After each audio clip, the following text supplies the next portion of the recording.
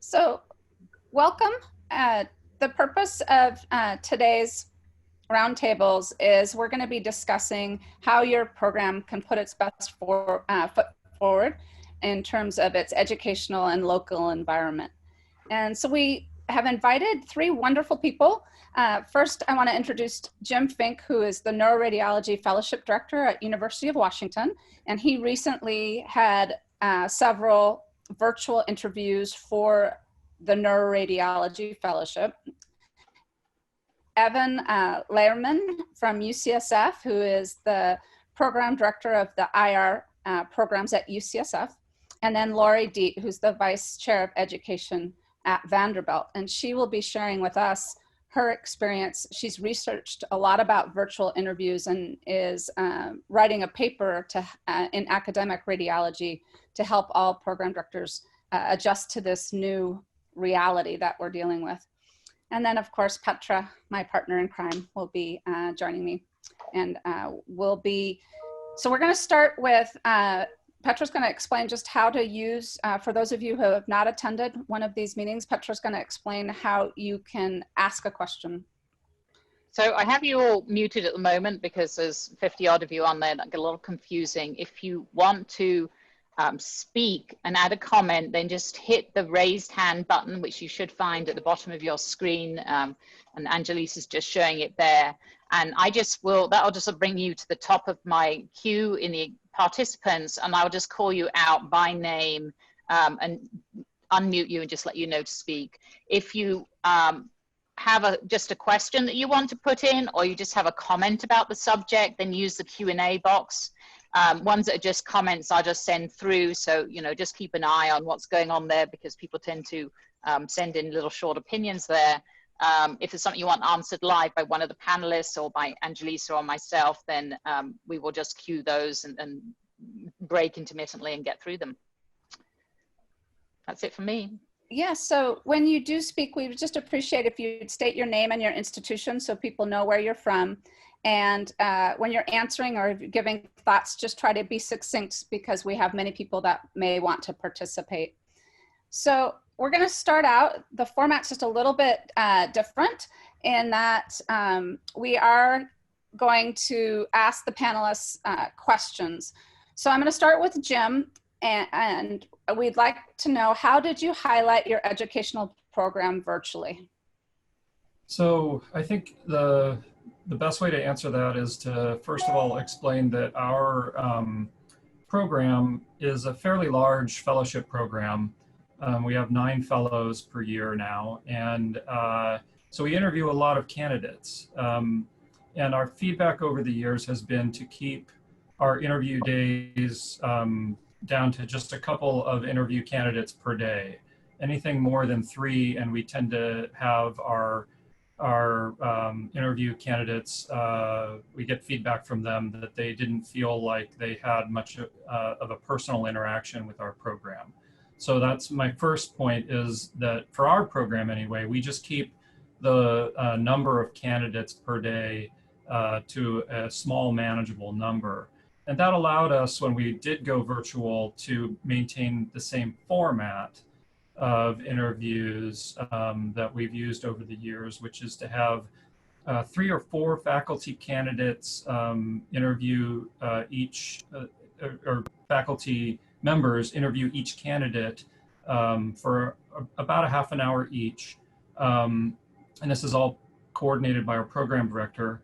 As the fellowship director, I try to meet with the candidate as one of the first interviews, and I spend the first, I'd say, 10 to 15 minutes of my interview time just explaining the educational structure of our program and what sorts of educational experiences they have at which of our program hospitals. And so that's a very succinct way of conveying to them what I think is kind of other points that make our program stand out from other programs in the country. And then also to explain to them in as much detail as they want, really, how our program is structured on a day-to-day, week-to-week, month-by-month basis throughout the year. and So, and then I give them the opportunity to Jim, answer did questions. you do? Yep. Mm-hmm. You have a question? Do you do this when you are speaking to them? Do you show it by PowerPoint, or you're just speaking with them? When you sharing your program, education program. Right. No, we keep it. I don't show any PowerPoint when I interview candidates. I want to be able to see them. I want them to be able to see me and to hear me, and they receive all of this information in a packet when they interview with us, so that they have it to refer to if they want to. Okay, Evan, how did you adjust your interviews so that virtually you could highlight your education program? Yeah, thanks. So our structure is a little bit different. So the way we organized the virtual interview day was hopped on a Zoom like this. We had 8 candidates per day. So everybody got into a meeting room right off the bat and kind of introduced everyone along with the program coordinator. And then I did present a PowerPoint presentation for about 45 minutes, going through different rotations, different hospital sites, faculty member backgrounds, what kind of expertise each faculty member has and where they trained. And then service lines, which is what people want to know about the most for an interventional radiology program. What kind of procedures are done, which sites and which other groups around the hospital you're working with for each of those things. So I have a pretty that's kind of the meat of the PowerPoint presentation. Lots of interesting cases and images from cases kind of sprinkled in that section to keep people from falling asleep, which they would do otherwise. And then kind of some of the more formal didactic lectures and presentations that we asked the trainees to give over the course of the fellowship are kind of laid out in detail. So that's the first 45 minutes. And then we jumped into interviews. So there were 4 people, 4 faculty members that interviewed each candidate. So there were times, about half the time the person interviewing was engaging with a faculty member, and then half the time they were kind of waiting, but that's how the numbers played out. So that lasted about 3 to 4 hours. And then we followed that up with a Q&A session with current fellows for about a half hour at the end, again, by Zoom. Very good. Thank you. Laurie, do you have anything to add? Any suggestions from the literature, and do you want to share what you researched, and did you research businesses, or what type of things did you look at when you read? Right. Well, so we researched, we actually just did a literature search, and which involved businesses and education, but there's not a lot on GME virtual interviews that has been published so far. But another thing that I found really useful was talking to people. And so this won't all be scientific that I'm going to say, but I'm going to share some of the ideas that popped up. We have a vice chair of education group here that we share ideas. And so we had an email going around, we were sharing ideas. Also touch base with some medical students to see what they might find helpful, and what kinds of things could we do to make this, to really optimize this interview experience. So a few things is I really think it starts actually before the interview day. And so just taking a big look at how we have set up our website. What do people see when they visit? How could we maybe change that a little bit so they can gain a little bit of additional information in advance? And some ideas that popped up was having, we already have a few things, if you would, on our Vanderbilt website, we do have a number of like infographics and some other kinds of nice graphical displays of what our residents do, where they are, that kind of thing.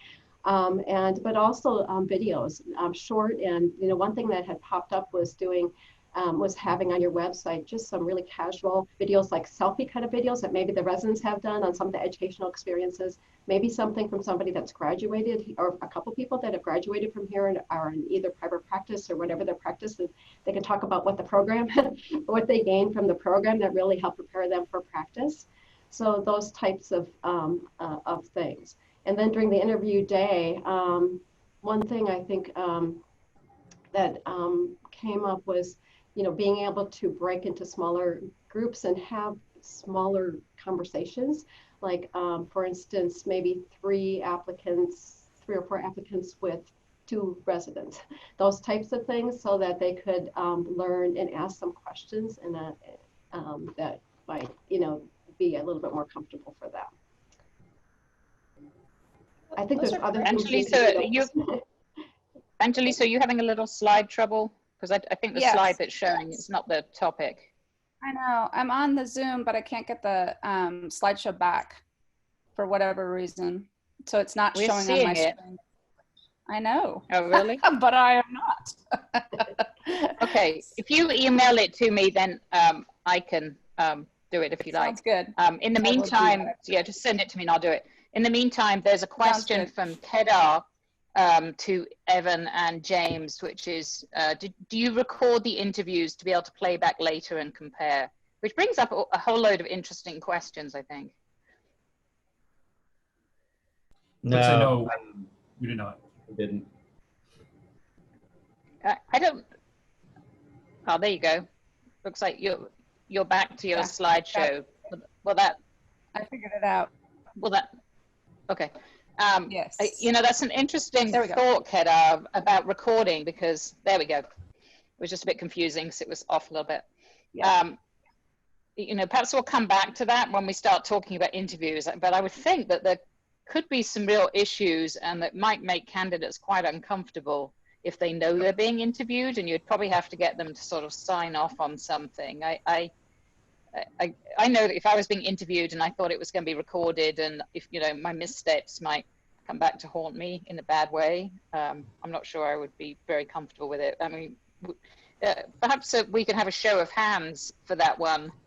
Would anybody who's on the call show your hand if you are considering recording interviews with resident candidates or fellowship candidates?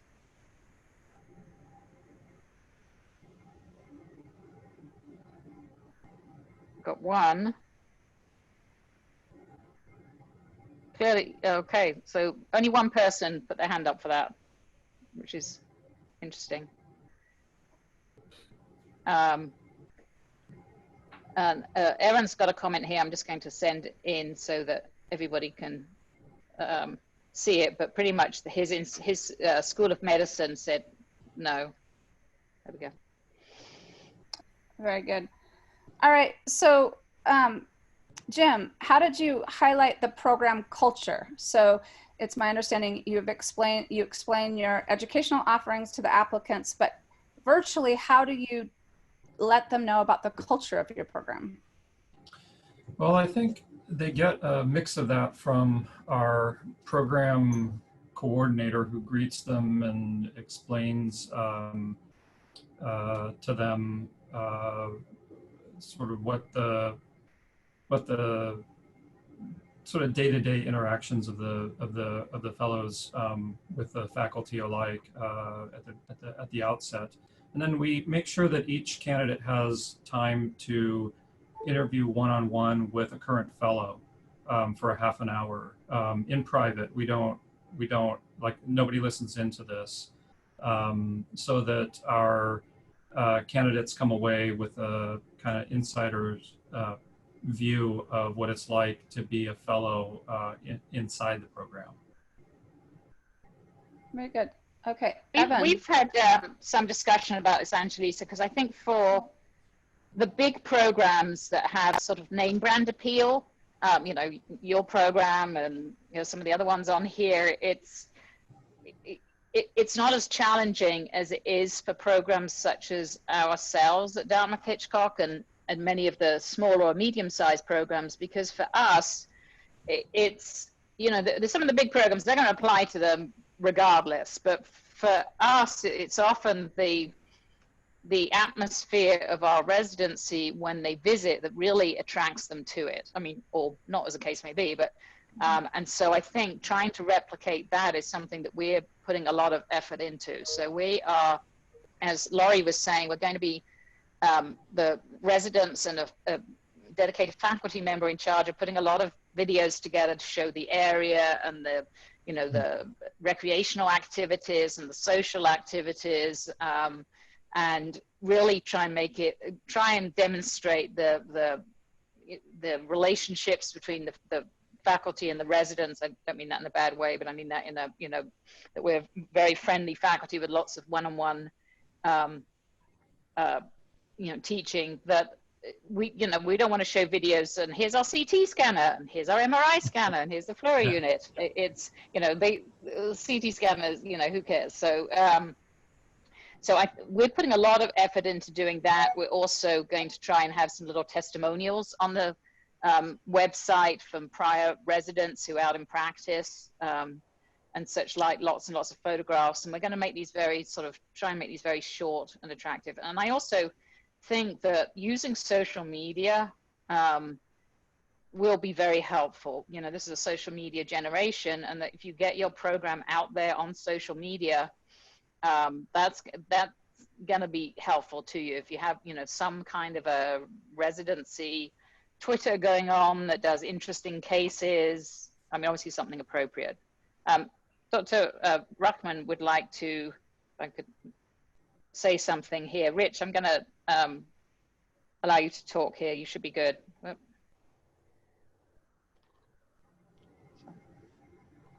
Right. Hang on. There you go. Good.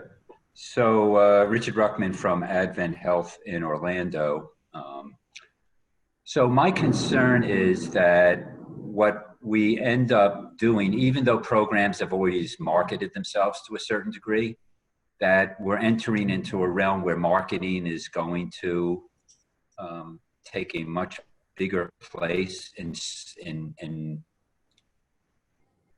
describing and letting people know what the features of the program are. And so in some ways, you know, how different are we than we're selling soap or we're selling cars? And there also is a risk, which you alluded to, Petra, of the disparity between programs that have a really big budget for this and have the facilities to do it versus smaller programs don't. And so that's my concern about a lot of the emphasis on how you produce this. And then, you know, some of it may be glitz and some of it may not be real. It's my concern. How important do you think that the glitz is? Because we're definitely going to be on the very low budget side of this. Right. Well, the problem is that there are programs that may, you know, if you have a large program with a large marketing budget, that may be something, you know, as it becomes more and more difficult, if residents have been told that we're not going to interview them on site, they're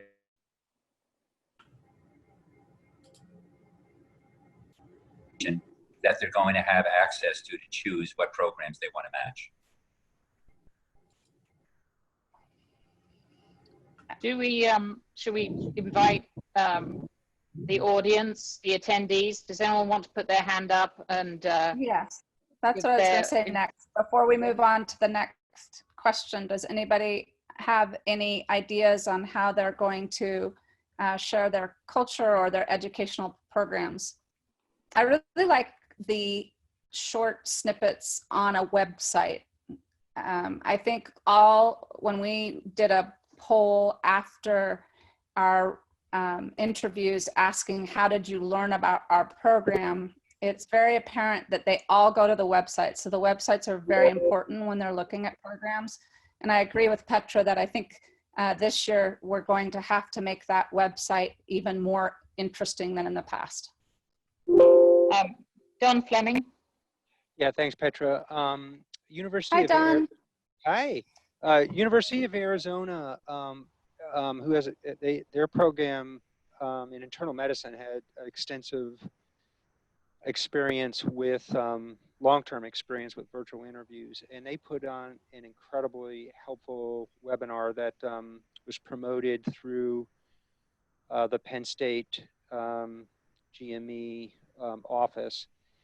And there's a YouTube link that I'm going to send to you, Petras, once I find you in my address book here, and that you could share with everybody. It was a great presentation and addresses many of the things that we're talking about here. What they did in the past, they're not allowed to do now, which is that they would do the virtual interview and then have on-site, an opportunity for people to come and visit them on site, but that wasn't part of the interview. They just came and visited. And obviously, we all know that that's going to be shut down for the majority of our institutions. So, so what they had done to be able to help out people that couldn't make that second trip anyway is set up what was already alluded to, and one of the speakers already talked about, an opportunity to speak with residents. That's separate. The other people are not involved, and it apparently was well received. But the only article that's addressed this in the past stated that the on-site visit was more important than the virtual interviews. So it's obviously going to be a different game this year, and I agree with Dr. Ruckman that that this is going to be get down to your marketing is going to have to be really, really superb, or the word of mouth about your reputation of your program is going to be really, really critically important. I think there's also, it'd be interesting if we end up with more recruitment from our own medical students this year than we have in other years because of that bird in the hand phenomenon. Does anyone, we've always found that the pre-dinner, the pre-interview dinner is a really good way for our interviewees to get to know our residents and sort of get some of the vibe of the program and more informal questions. I'd be interested to know from the attendees how they're planning to, are they planning to replicate that in some way with a virtual happy hour? How they think it's going to do? Does anyone want to speak on that? Yeah, I'd be interested in if people are going to have virtual, how are people going to expect, like, are they going to have a happy hour the night before that's just resident and casual, or will it all be on the same day? I'm moving.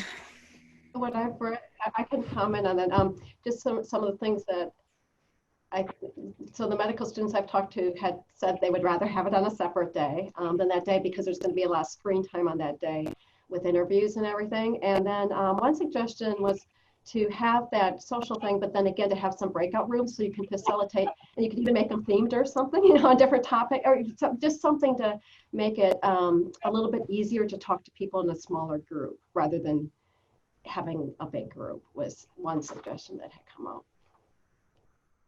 So they prefer to do it the night before? Yeah, or even before, yes.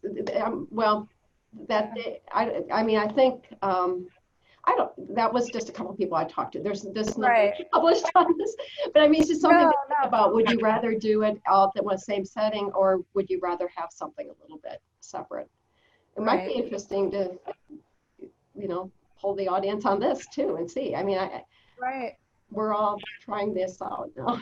Do you send out little cocktail, like everybody has to make their own cocktail at home?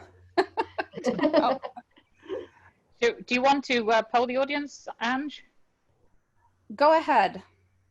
So let's see, everyone put their hands up who is planning on doing some kind of a informal social virtual event with groups of, either all residents or groups of residents. Just waiting for them to come in. It looks like a lot of people are. So Oh, About, yeah, that's helpful. about a third of the attendees have said they are. And now, assuming that you know this early in the game, who's planning to do it on a different day than the interview day? Which to my mind has some, I mean, it may make it more complicated for students, but on the other hand, they might be more relaxed. I don't know, or you know, maybe it should be at the end of the day, the interview day. And we've normally done it before because they're traveling. Well, they're not going to be traveling, so maybe the end of the day when they're sort of done with their interviews would be a good time to do it. So 9 people said they plan to do it on a different day than the interview day. If I got that question right. Thank you, everybody. We're going to do it like Laurie said. We're going to have, we think that having all the, we normally interview 10 a day. I don't know, to be honest, if we're going to be doing that. But we thought that might be a little overwhelming to have as a sort of virtual cocktail party, since these people have never met each other before. And it would probably end up with the more introverted people just sort of hanging back and listening to everybody else. So we thought that we'd probably split them into, have, you know, 2 or 3 residents with 2 or 3 students. So we'll have multiple virtual happy hours, or whatever you want to call it, social hours going on at the same time. Yeah, that was my next question, because I think it would be, if you're going to have 8, you know, normally we interview 16. So that would be odd to have 16 people in a chat room with residents like the dinner before. So I was curious how people were going to divide that, and what is the advice, people, if anybody's done it, what the ideal number would be so that people get attention. Stacy England says here we're going to use breakout rooms, which makes sense if you're using the Zoom, and WebEx does also have a similar facility, depending what version you have, which would make sense. It's just a little more, you know, complicated and a little more formal to send people into it, but that would probably work. I agree. Okay. Evan, you need to speak on, did you have any ideas on the culture of your IR program that you want to share? Anything else to add to the conversation? I don't think we got to you, so I just want to make sure that you get to speak to this subject. Yeah, sure. You know, we didn't have the ability to shoot any videos because we were kind of just doing this on the fly, but you know, I think that is the key, as we've kind of talked about already. Planning to have the faculty, instead of me having a PowerPoint slide with all the faculty where I talk about everyone's training and expertise, to have them each do it themselves, maybe from their home even, or somewhere in San Francisco, to kind of show different parts of the city.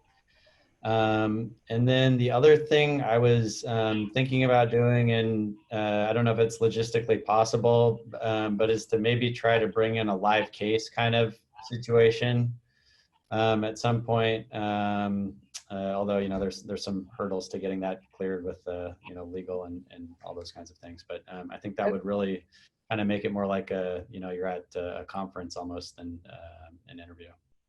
And there's no reason why you can't stream your noon conference so that the students can, you know, sit in on your noon conference. Don's just put the link up to the YouTube there. I'm gonna just post that so guys can just copy it from the Q&A. You know, I would strongly suggest that people do, you know, perhaps it even doesn't have to be that day. Perhaps you can send them some links to some of the noon conferences going on that week that you think they might be interested in, and they can, you know, sit in and watch and just warn everyone to behave themselves. Not that our residents ever don't, but normally we have the chair or the program director speak, right? So how is that going to, how are you going to get your, to me that is your local environment or your educational offerings. Are people going to record their chair? Are they going to have their chair involved? Would anyone like to speak? Put your hand up if you would like to speak. Mary, I'm going to allow you to talk. Let me just unmute you. Hang on a minute, you're still muted. Come on. I'm unmuted. How's that better? Yeah, we got you. Thank you. So I think it's important to do a live thing, and but have a video backup in case there's some sort of technical failure. So I plan to do the dog and pony show that we do every year with Mitch talking, me talking, Evan talking, and trying to look at people's faces, and I'm hoping they'll get some sort of feel for the heart of our program that way, but also have something in the can in case technology fails. Very good. That's a good idea. Anyone else want to put their hand up about this?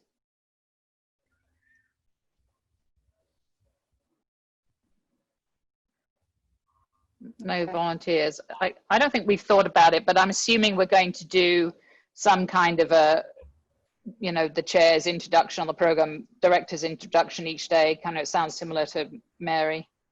Yeah. Okay.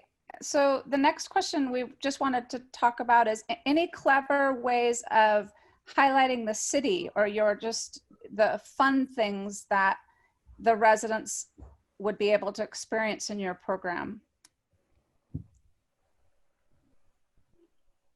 Jim, I know that, what are your thoughts on that? Yeah, unfortunately, it's really hard to replicate, I think, the experience of being in Seattle by having a virtual interview. Even if we put a backdrop of the Space Needle behind us or Mount Rainier or something like that, it's really nothing compares to the experience of actually being here. And it's one of the things, unfortunately, we're going to lose because we always try to have our interview days on a Monday or Friday if we can, so that they can spend some extra time in the city. I think this goes back to what, you know, the marketing question, and maybe producing a promotional video that can kind of showcase the city, or maybe find some recent articles from local newspapers and magazines that share some highlights of the city that we can provide to them. I always ask our applicants if they've ever visited Seattle before, and that engages them in a conversation about what do they like, what do they, you know, what they experienced in the city, so that I can kind of amplify those things. But beyond that, I'm not sure there's much we can do during a one-on-one interview that's going to convey much information to them about the experience of living in the city. Yeah. Although I think, you know, at least for people in big cities, you know, there's a lot of stuff out there already. I mean, you could go on the web and find out about Right. Seattle or New York or Baltimore. It's a little more challenging when you're talking about Lebanon, New Hampshire. Right. So Selena Keeley has just come up with suggestion here on think it'd be helpful to get current residents involved in helping create a video with the marketing department about your city culture, etc. Make it a QI project. We have got a group of residents that are going to, you know, they've all got a zillion photos and videos of them on mountain bikes and cross-country skiing and downhill skiing and hiking and all this sort of stuff, and they're going to put something together with that. One of our faculty has a drone. He's going to, you know, fly it over. I mean, for us, one advantage is that we can actually show the area when it's looking nice, because they all come up when it's either like buried in snow or, you know, all the leaves are down and it's looking terrible. So that's actually might be a little bit helpful. And I think residents definitely should be involved in doing this. I mean, I think it's going to be much more, you know, you don't want it to look like a holiday brochure, right? So, Yeah. If I can add just one thing, Angelisa.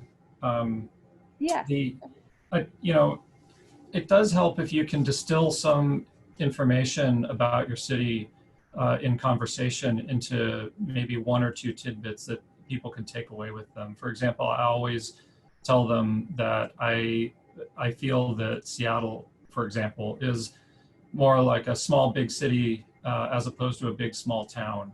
And then I explain to them what I mean by that, so that they understand, you know, that I think we have a bit of a cosmopolitan feel, even though we're not as large as New York or Los Angeles or some of these other cities.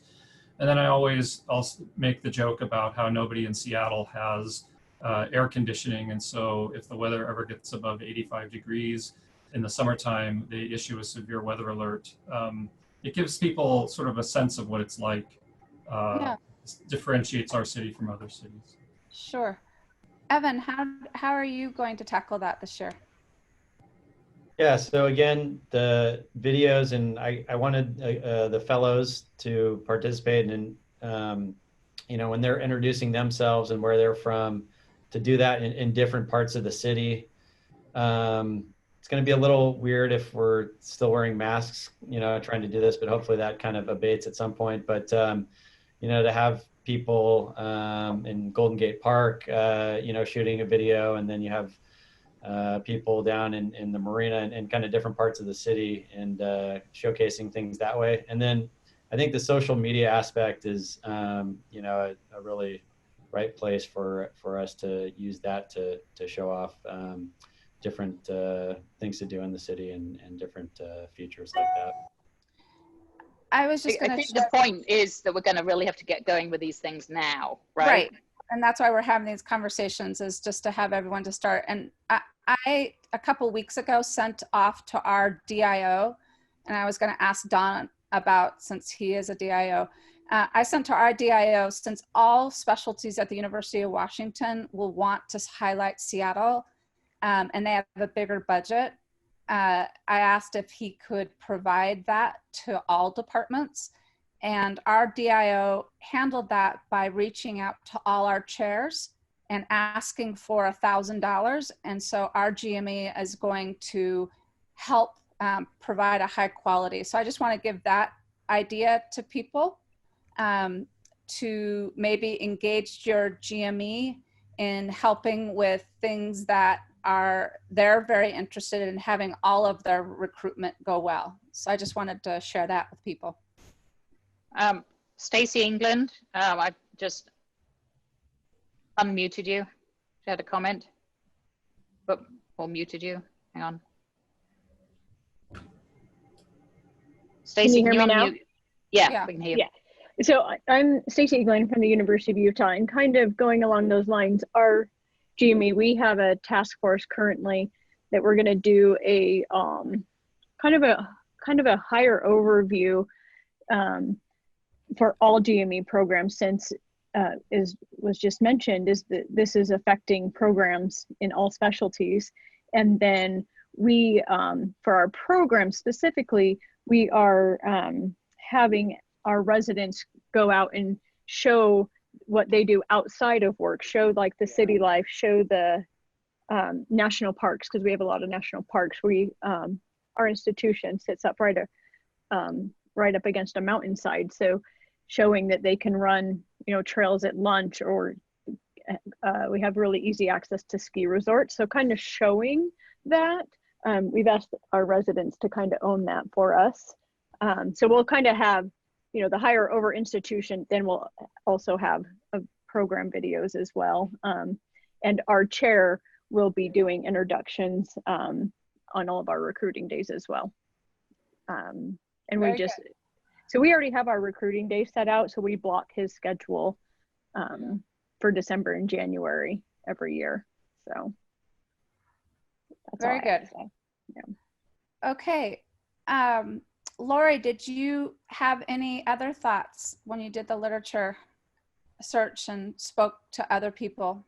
Did you have any? Well, so I was just going to mention, we are at Vanderbilt also have a central group that is going to be producing resources for all the programs. And actually that's what initiated this vice chair email that went out from our DIO. And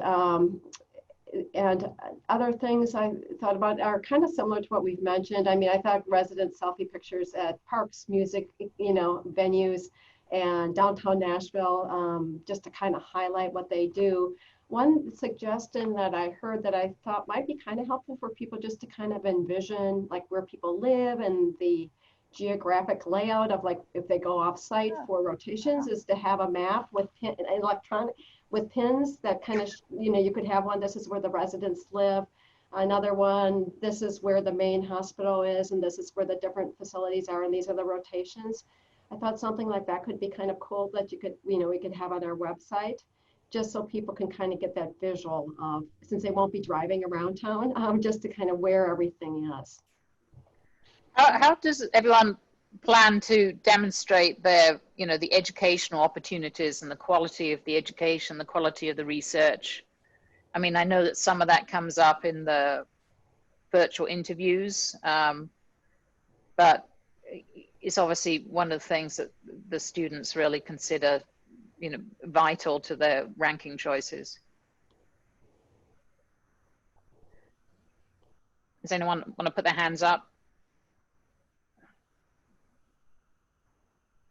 I mean, we were going to do some, little, very short, sort of 1-minute interviews with current residents to just kind of focus on topics. I think people will be very willing to listen to a lot of very short stuff and not necessarily, many long things. So Petra, will it be specific, meaning this is our highlight for MSK, or this is our breast imaging? So to your point, it is, I think all of us, it's easy for us to talk about how to highlight our cities and engage our GME, but coming up creatively with how you actually educate and what the strengths is, I think to your point, we should spend a little bit more time on, because that there is a risk of losing some of that when they're not visiting. I don't know. We've not thought through it other than, it's a 50,000-foot view kind of thinking. But I could see something like, all right, we're in the Department of Breast Imaging now. Tell me the 3 best things about learning breast imaging at Dartmouth Hitchcock. Right. I mean, I could probably, and one of them probably wouldn't be Dr. Lewis. But, I think, or, something like that. What do you think is unique about body imaging at Dartmouth Hitchcock when you're a radiology resident compared to many other programs? And just have, the residents give their input, or, it could be a faculty, or it could be both. I mean, I think, something that's like an open dialogue, a chatty type dialogue going on. I don't think these should be formal. Yeah, no, I don't either, but I would just say as a candidate, when they come, I remember being a candidate and I was interested in breast imaging. And so I'm just putting it out there. It would be interesting perhaps if groups, if they had time, just had little snippets. And I wouldn't look at all of the department offerings, but I may look at 2 sections. Like, I'm really interested in MSK and breast, and it would be interesting to see, well, how do they highlight that at their institution? Something to think about. I really think the power of having short videos could be used wisely. So I'm just acknowledging, Petra, your idea and thinking that residents could say, I've really enjoyed breast imaging at our institution because our breast imagers let us do the biopsies. We get to see the patients. We are actually asked to present at our tumor boards, just kind of highlight, so that if you're interested in breast imaging, you might highlight that. So it's just an idea. Then that's what the purpose of today is to try to come up with ideas to explain what we're going to be doing. The other thing we thought was to offer people follow-up interviews with specific faculty if they wanted them. So not interviews, but sort of more informal discussions. So if a student was really interested in a particular specialty, that, say, would you like us to follow up? Would you like to, here's our breast faculty. They'd be love to chat to you further. Do you want to set up a time for another day? So when it's a little bit less formal. That's right. Virtual interviews will allow that more than the coming non-day. Right. And, you can do it some other time. Don, you had a comment? Others, yeah, Don. Oops, I just muted him again. I think we okay. We're competing with one another on the mute. We are. I'm going to keep my fingers off the mouse. So, yeah, like you, I think not sure. The problem with the prepackaged things is that we can't anticipate all the questions.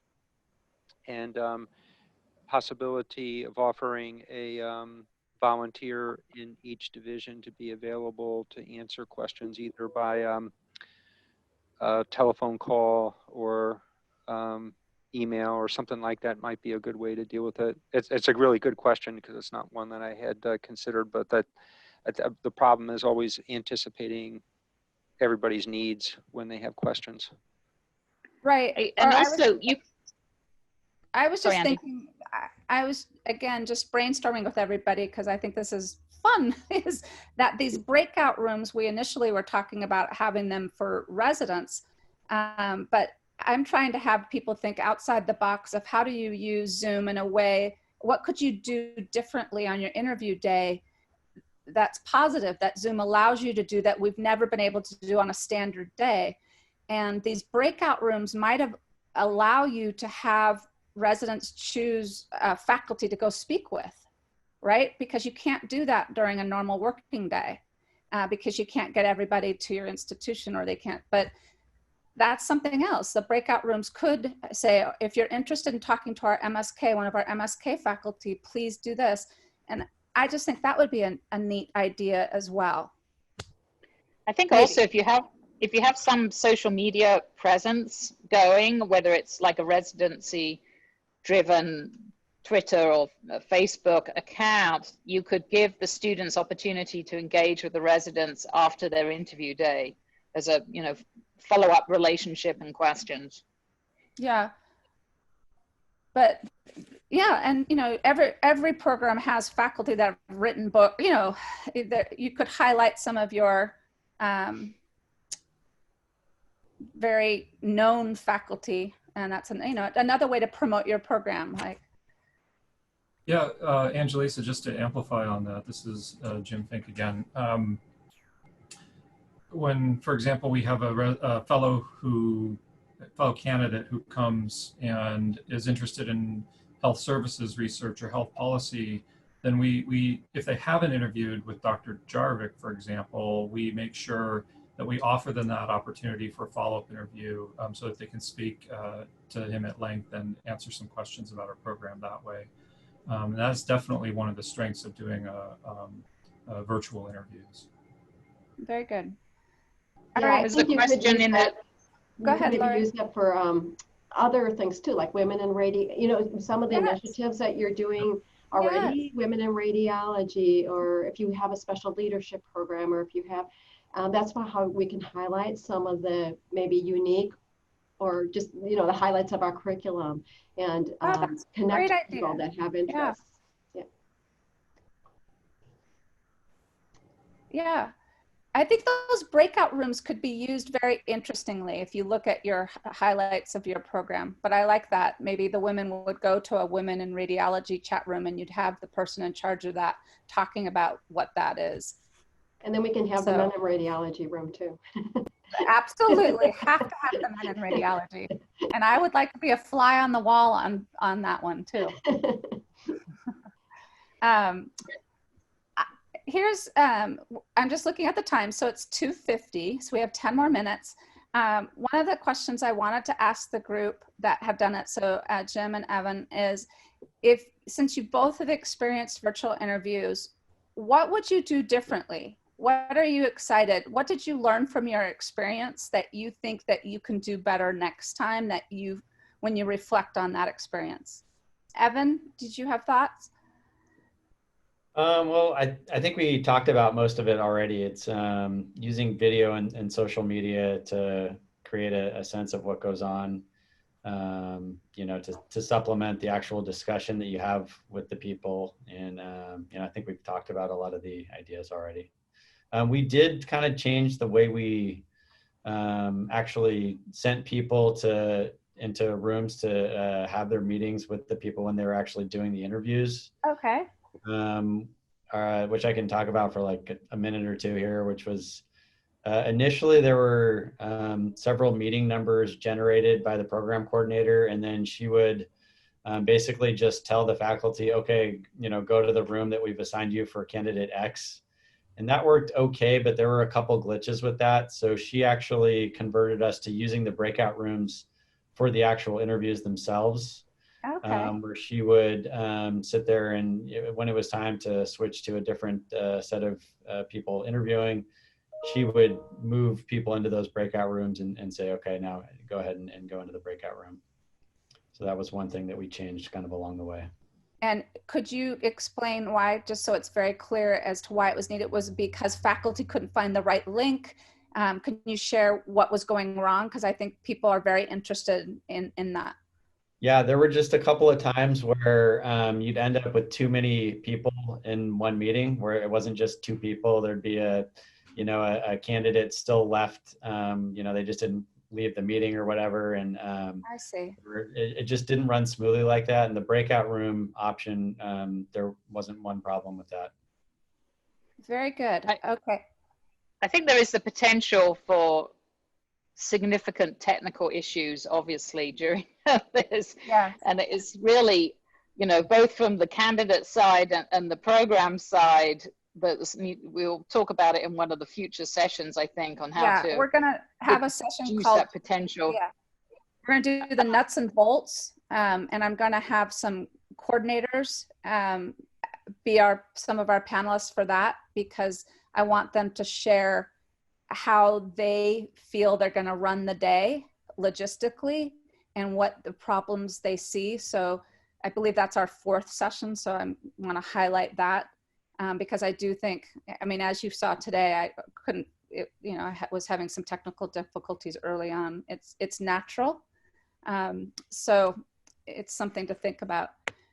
And I think it's, in terms of showing your program to its best advantage, clearly if they've gone to several very well organized, coordinated interview sessions and, and then they go to a program and everything falls apart and, none of the links work and the faculty don't know what the hell they're doing, it's not going to look good. So, and we all know that some faculty are more comfortable with this kind of interaction than others. Tiffany, I just sent into the Q&A, Tiffany Beverly sent something that the ACR has an infographics toolkit. Be beneficial if you're interested in creating graphics to highlight your program. That's very interesting. So copy the link off Q&A if you're interested in that. I think that might be the one Courtney Tomlinson put together, and it's really good. She does some of our infographics here. She's here, but it's really good. There's a few comments in the Q&A that you might want to address here, Angelisa. Yes, here I go. Lois Schumann asked, any thoughts about how virtual interviews may affect the volumes of applications? Since medical students won't be spending money on travel, I've had some say to me they intend to use those funds to apply to more programs.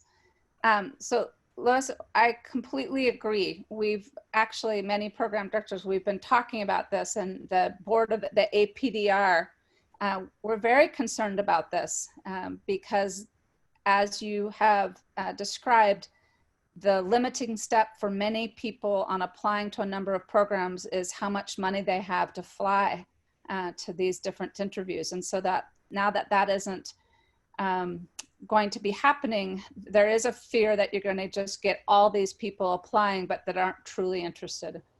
And that they, not only will they apply, but they would take the spot and interview because there's nothing to lose. The board had talked about possibly a couple of things that we talked about is some people were wondering if we should have almost a second application, make it just a little bit harder. So answering questions that are specific to the program so that only those that are truly interested. I would love to hear what people's thoughts are about this. I personally feel that this is going to be an issue this year and that we won't be able to discern who's truly interested and who's going to take the interview slot. And we might end up interviewing more people than normal. I think it's going to be really beholden to the student mentees and the medical schools to try and quell this, because I agree. I think there's a possibility of applications increasing by 30 to 50%, which is going to overwhelm programs.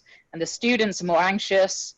they've got the money now, they haven't got travel, they don't, the time issue isn't there. They're going to say, okay, I'm going to apply for 80 programs, and it's going to completely kill us. And I know our med school is sort of trying to, you know, get them to not do that, but then they're going to worry, well, if I only apply for 40, but everybody else is applying for 80, that's not going to work. Rich, do you want to say something?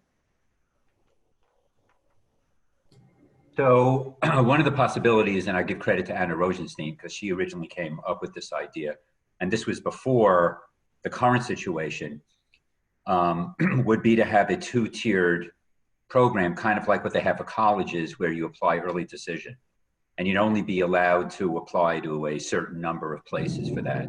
And that being the case, you would only have the people who are really interested in coming to your program come.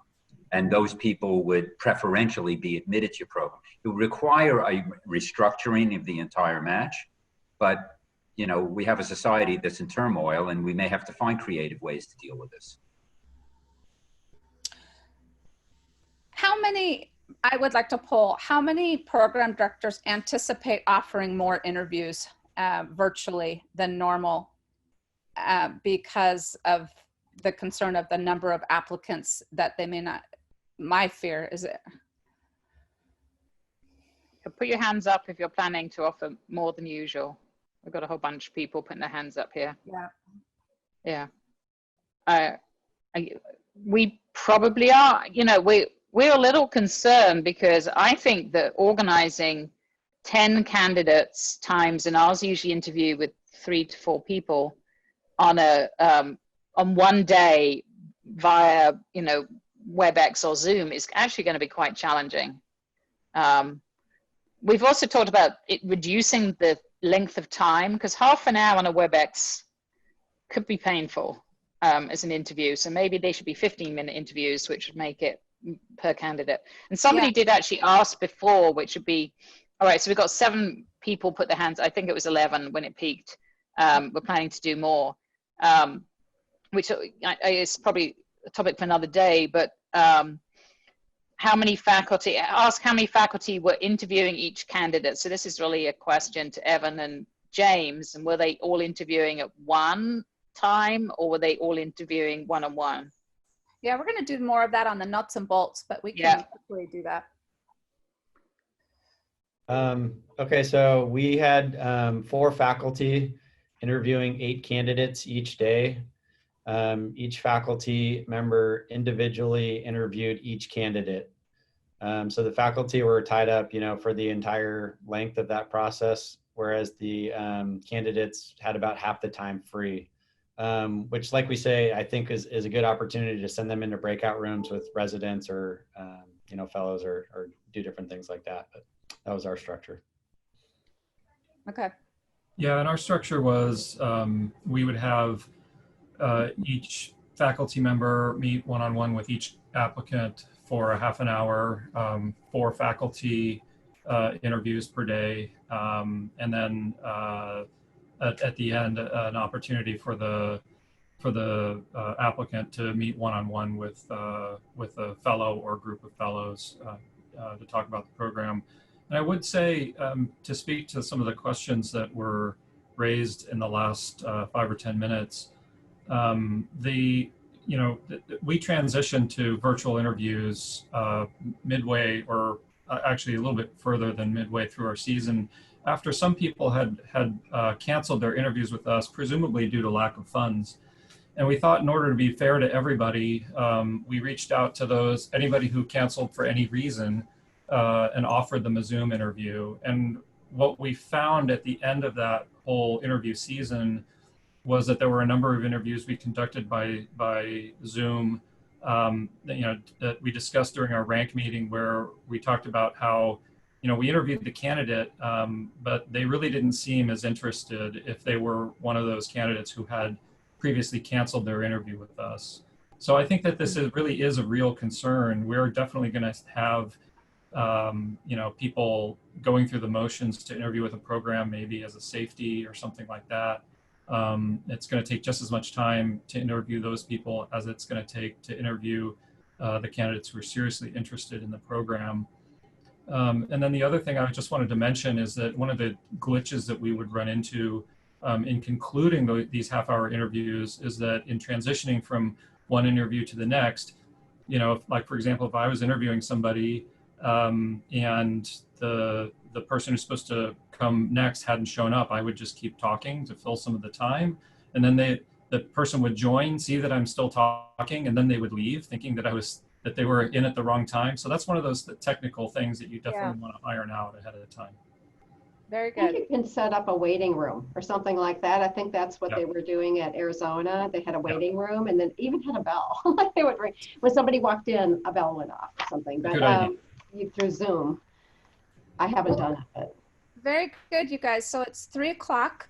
I hope the purpose of this meeting truly was to start everyone to be thinking about this. I know a lot of us are recognizing this is a huge change. It's going to take a lot of people. This shouldn't just be on the program director's shoulders.